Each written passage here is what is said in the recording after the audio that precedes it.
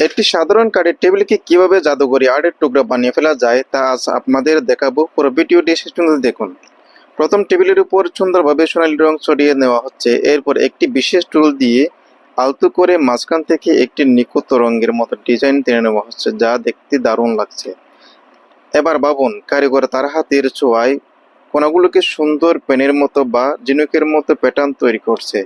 রঙের এই কেয়ারগুলো কিন্তু পুরো কাজটিকে ফুটিয়ে তুলছে। সবচেয়ে মজার অংশটি, এখন একটি গোল্ড ডিভাইস বা রিং ব্যবহার করে রঙের উপর গোল বৃত্ত তৈরি করা হচ্ছে। আর এই বৃত্তর কারণে পুরো টেবিলটিকে একটি অসাধারণ 3D বা ত্রিমাত্রিক আবহাওয়া তৈরি করছে। মনে হচ্ছে কোনো ডিজাইনগুলো টেবিলকে বেশি উঠছে। দেখুন, তৈরি হয়ে গেল আমাদের অসাধারণ হাতের এই নিখুঁত কাজ। আপনার কেমন লাগলো? ভালো লাগলে অবশ্যই একটি লাইক দিন আর পেজটিতে ফলো করতে ভুলবেন না। ধন্যবাদ।